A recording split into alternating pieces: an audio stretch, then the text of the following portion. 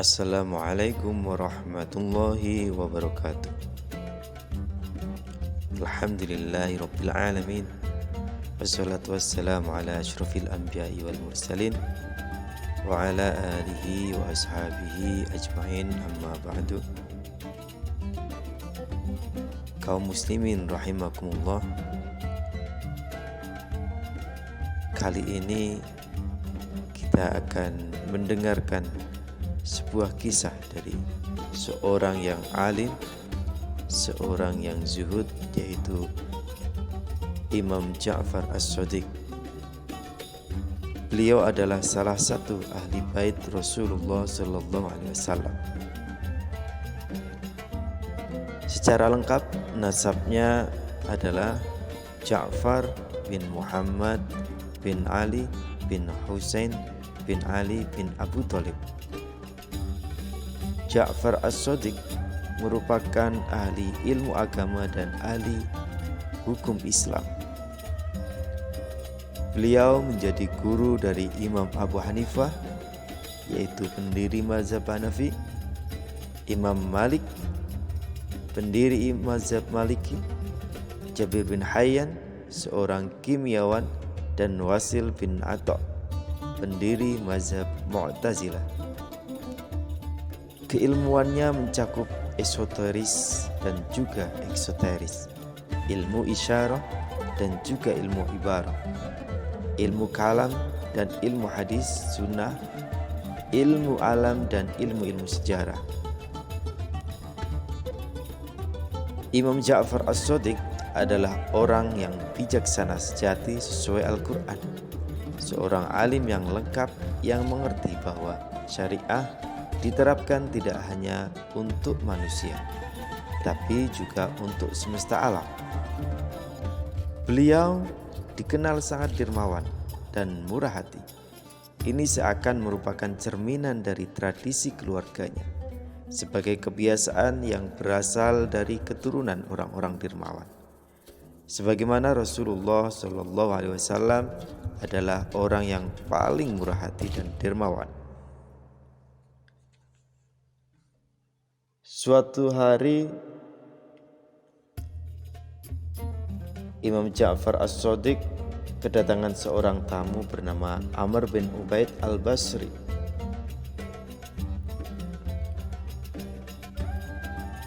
Setelah mengucapkan salam dan duduk sejenak, Al-Basri membaca ayat Al-Quran. Dan bagi orang-orang yang menjauhi dosa-dosa besar. Lalu ia berhenti. Imam Ja'far As-Shadiq kemudian bertanya mengapa ia berhenti sampai di situ. Aku ingin tahu jenis dosa-dosa besar yang ada dalam Al-Quran, jawab Amr bin Ubaid singkat. Imam Ja'far As-Shadiq kemudian berkata, wahai Amr, dosa yang paling besar di sisi Allah ialah yang pertama, syirik kepada Allah. Allah Subhanahu wa taala berfirman, sesungguhnya orang yang menyekutukan Allah, pasti Allah mengharamkan kepadanya surga dan tempatnya ialah di neraka. Tidaklah ada bagi orang-orang yang zalim itu seorang penolong pun. Yang kedua, sikap putus asa dari rahmat Allah. Allah Subhanahu wa taala berfirman, jangan kamu berputus asa dari rahmat Allah. Sesungguhnya tiada berputus asa dari rahmat Allah melainkan kaum yang kafir. Yang ketiga, sikap merasa aman dan merasa pasti akan bebas dari azab Allah. Allah berfirman, tiada yang merasa aman dari azab Allah kecuali orang-orang yang merugi. Keempat, durhaka kepada kedua orang tua, karena Allah Subhanahu wa taala menjadikan orang yang durhaka kepada orang tua sebagai manusia yang sombong dan celaka. seperti yang diungkapkannya dalam kata-kata Nabi Isa alaihissalam. Dia memerintahkan kepadaku mendirikan sholat dan menunaikan zakat selama aku masih hidup dan berbakti kepada ibuku, dan dia tidak menjadikan aku seorang yang sombong lagi celaka. Yang kelima yaitu membunuh nyawa yang dilarang oleh Allah, melainkan karena kebenaran yang diperintahkan. Firman Allah Subhanahu wa taala, dan barang siapa yang membunuh seorang mukmin dengan sengaja, maka balasannya ialah neraka jahanam. Kekal ia di dalamnya, dan Allah murka kepadanya dan mengutukinya serta menyediakan azab yang besar baginya. Yang keenam yaitu menuduh wanita yang baik-baik. Allah Subhanahu wa taala berfirman, sesungguhnya orang-orang yang menuduh wanita-wanita yang baik-baik, yang lengah dari beriman,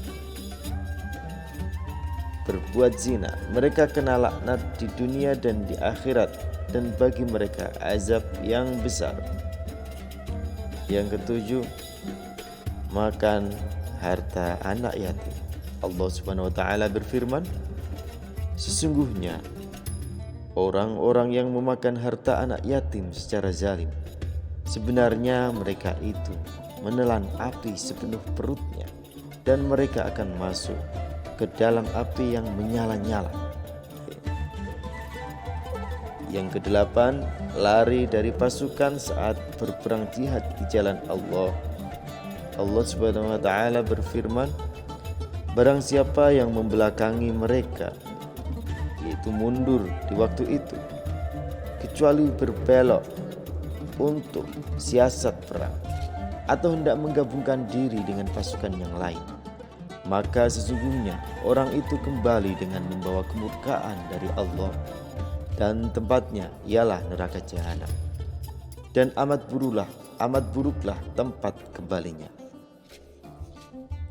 Yang kesembilan yaitu memakan riba. Allah Subhanahu wa taala berfirman, orang-orang yang mengambil riba tidak dapat berdiri, melainkan seperti berdirinya orang yang kemasukan setan lantaran tekanan penyakit gila. Yang ke-10, sihir. Allah Subhanahu wa taala berfirman, demi sesungguhnya mereka telah meyakini bahwa barang siapa yang menukarnya kitab Allah dengan sihir itu, tiadalah baginya keuntungan di akhirat, dan amat jahatlah perbuatan mereka menjual dirinya dengan sihir kalau mereka mengetahui. Yang ke-11 yaitu berbuat zina. Allah Subhanahu wa taala berfirman, dan hamba-hamba Allah yang baik dari Tuhan yang Maha Penyayang ialah orang-orang yang tidak berzina. Barang siapa yang melakukan demikian, niscaya dia mendapat pembalasan dosanya, yakni akan dilipat gandakan azab untuknya pada hari kiamat, dan dia akan kekal dalam azab itu dalam keadaan terhina.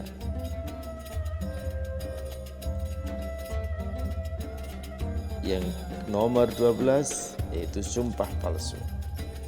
Allah Subhanahu wa taala berfirman, sesungguhnya orang-orang yang menukar janji Allah dan sumpah-sumpah mereka dengan harga yang sedikit, mereka itu tidak mendapat bagian pahala di akhirat, dan Allah tidak akan berkata-kata dengan mereka, dan tidak akan melihat kepada mereka pada hari kiamat, dan tidak pula akan menyucikan mereka. Bagi mereka azab yang pedih. Nomor 13 yaitu berkhianat. Firman Allah Subhanahu wa taala berbunyi, barang siapa yang berkhianat dalam urusan rampasan perang, maka pada hari kiamat dia akan datang membawa apa yang dikhianatinya itu. Nomor 14, menahan harta zakat yang diwajibkan Allah Subhanahu wa taala. Firman Allah, pada hari dipanaskan emas perak itu dalam neraka jahanam, lalu dibakar dengannya dahi mereka, lambung dan punggung mereka. Lalu dikatakan kepada mereka, inilah harta bendamu yang kamu simpan untuk dirimu sendiri. Maka rasakanlah sekarang akibat dari apa yang kamu simpan itu. Yang ke-15 yaitu saksi palsu dan menyembunyikan kesaksian. Allah Subhanahu wa taala berfirman, dan orang-orang yang tidak memberikan kesaksian palsu. Dan firman Allah yang lain, janganlah kamu para saksi menyembunyikan persaksian, dan barang siapa yang menyembunyikannya maka sesungguhnya ia adalah orang yang berdosa hatinya. Yang ke-16 adalah meminum arak. Allah Subhanahu wa taala menganggapnya sama seperti para penyembah berhala. Sebagaimana dalam Al-Qur'an disebutkan, hai orang-orang yang beriman, sesungguhnya meminum arak, berjudi, berkurban untuk berhala, mengundi nasib dengan panah adalah perbuatan keji, termasuk perbuatan setan. Maka jauhilah perbuatan-perbuatan itu agar kamu mendapat keberuntungan. Yang ke-17 yaitu meninggalkan sholat atau sesuatu yang wajib dengan sengaja. Rasulullah SAW bersabda, barang siapa yang meninggalkan sholat dengan sengaja tanpa suatu sebab, maka dia telah keluar dari naungan Allah dan naungan Rasulnya. Nomor 18 yaitu ingkar kepada ikrar, janji dan memutuskan tali silaturahim. Allah Subhanahu wa taala berfirman, orang-orang yang merusak janji Allah setelah diikrarkan dengan teguh dan memutuskan apa-apa yang Allah perintahkan supaya dihubungkan dan mengadakan kerusakan di bumi, orang-orang itulah yang memperoleh kutukan dan bagi mereka tempat kediaman yang buruk, yaitu jahanam. Setelah mendengar itu, kemudian Amr bin Ubaid al-Basri keluar rumah sambil menangis. Lalu dengan suara keras dia mengucapkan, demi Allah, celakalah orang-orang yang berpendapat dengan ra'yunya dan menantang ilmu serta keutamaan kalian. Demikianlah kisah singkat dari Imam Ja'far As-Shadiq tentang dosa-dosa besar yang beliau nukil dari Al-Quran dan hadis. Mudah-mudahan kisah ini bisa membuat kita menjadi orang-orang yang lebih baik. Mudah-mudahan dengan kisah ini kita bisa mengambil hikmah, kemudian mengamalkannya di kehidupan kita sehari-hari. Semoga kisah ini bermanfaat. Wallahul muwaffiq ila aqwamit thoriq. Wassalamualaikum warahmatullahi wabarakatuh.